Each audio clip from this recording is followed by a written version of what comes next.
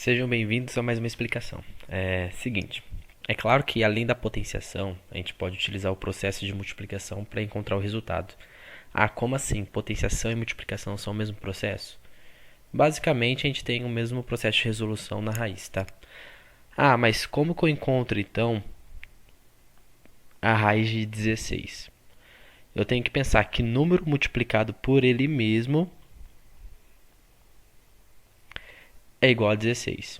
Então você vai fazendo as contas. 1 vezes 1 é 1, 2 vezes 2, 4, 3 vezes 3, 9, 4 vezes 4 dá 16.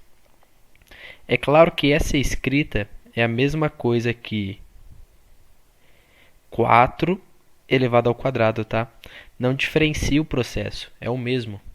Ah, e ainda assim, quem que eu pego como resposta para mim? Perceberam que aqui o 4 está se multiplicando duas vezes?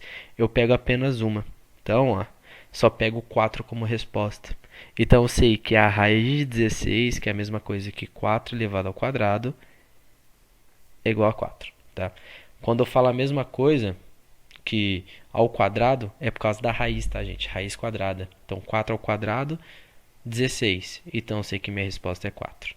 Ainda assim, eu coloquei mais duas aqui como exemplo. Raiz de 64 e a raiz de 49. Então a gente vai aqui para a raiz de 64. Que número multiplicado por ele mesmo que dá 64? Então eu sei que 5 vezes 5 é 25, 6 vezes 6, 36, 7 vezes 7, 49, 8 vezes 8, 64. Então eu sei que 8 vezes 8 é igual a 64. Também posso descrever isso aqui como 8 elevado ao quadrado, tá? Tá se repetindo, então eles têm a mesma base, então mantém a base e somos expoentes, só para lembrar um pouquinho de propriedade de potência. Então 8 ao quadrado é a mesma coisa que 64. Ah, e qual seria a minha resposta então para a raiz de 64? Seria 8, tá? Então é bem simples, não muda o processo, é o mesmo. É claro que esse vídeo está sendo assimilado em questões de potenciação, tá?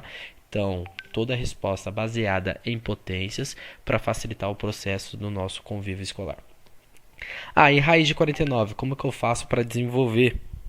Então, que número multiplicado por ele mesmo dá 49? Então, tem que pensar. Se 3 vezes 3 é 9, 5 vezes 5, 25, para já pular um pouquinho o processo. 6 vezes 6, 36. 7 vezes 7, 49. Tá? Se você tiver tabuado em questões de um número que multiplica ele mesmo em mente, fica mais fácil o seu desenvolvimento. Tá? Então tá lá, 7 vezes 7 é a mesma coisa que 7 ao quadrado. Então logo a minha resposta é o 7.